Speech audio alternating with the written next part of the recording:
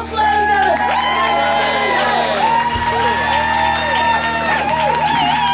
Good evening! Yay!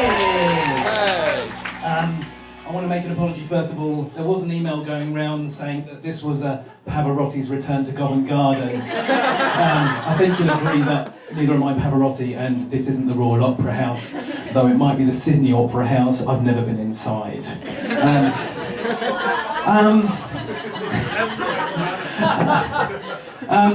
I actually had to physically wrestle with my wife this week. It wasn't her fault.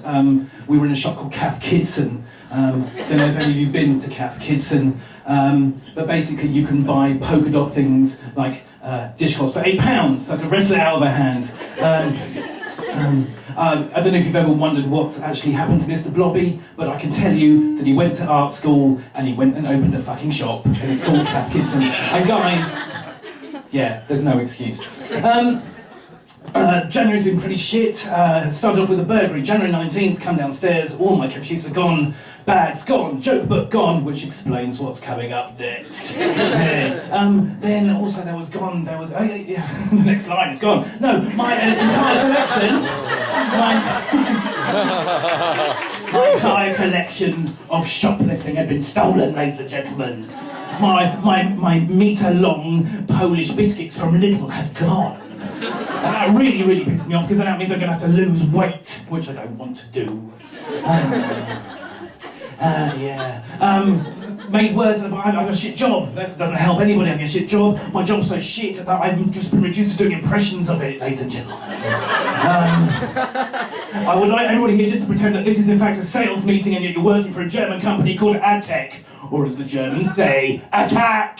I'm talking too loud, sorry. Anyway, so hello, my name is Michael and welcome to the sales meeting. Yay! Are you all happy to be here? Yeah! Super. Hi, my name is Michael. I've brought my other friend Michael. Hello, Michael. Hello, Michael. We're having several problems in the last quarter of Q8.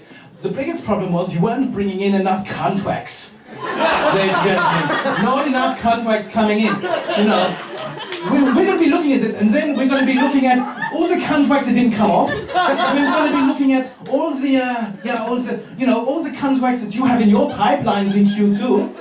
Madam, do you have any contracts in your pipeline? I think you do.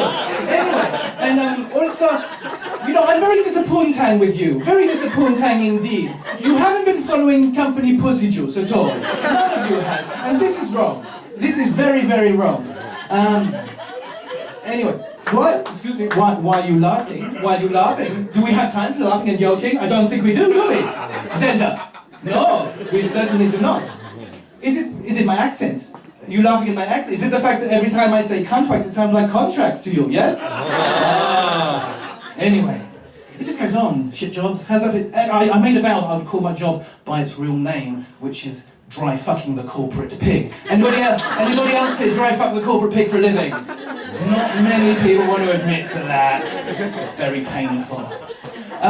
January was made far, far worse by the fact that my nan was in hospital over Christmas. It was dreadful. She had to have a blood transfusion. Now, ladies and gentlemen, if you ever get a chance to give blood, do, because there's a massive shortage of blood type OAP. And they actually run out of blood during her transfusion. I mean, they had to actually use jam instead. Which is fine, that's fine in winter, but what about the summer? When she's being chased down the road by wasps? She's going to basically break her hip. You're not thinking NHS, that's what I think. Anyway, so I went to try and cheer her up. I took her in a box of photographs, and I don't know if you've ever been through an old box of photographs of your grandparents. You come across one and you think, ooh, quite nice. Basically, my nan, beautiful snood, 1940s gear, loads of eyeliner. I mean, loads of eyeliner. She was basically a goth during the Second World War. She used to have air raid warden cycling past her house saying, "Turn that bloody light on!" Anyway, I'm just getting used to my, anyway, get to the bottom of the box, and you get right to the bottom of the box, and there's actually pictures of her in like loads of Japanese kinky bondage gear. I'm like, man, you're a sore spot! Apparently a lot of women were actually tied up like that in the internment camps in Singapore during the war. But anyway, got given a dictionary over Christmas by my wife, a Spanish-English dictionary, which is a great present for a dyslexic. It's basically like, can you boggle? Yeah, and I didn't like it, but I opened it today, opened page at random, found out, ladies and gentlemen, that the Spanish word for vibrator is consolador, which means the consoler.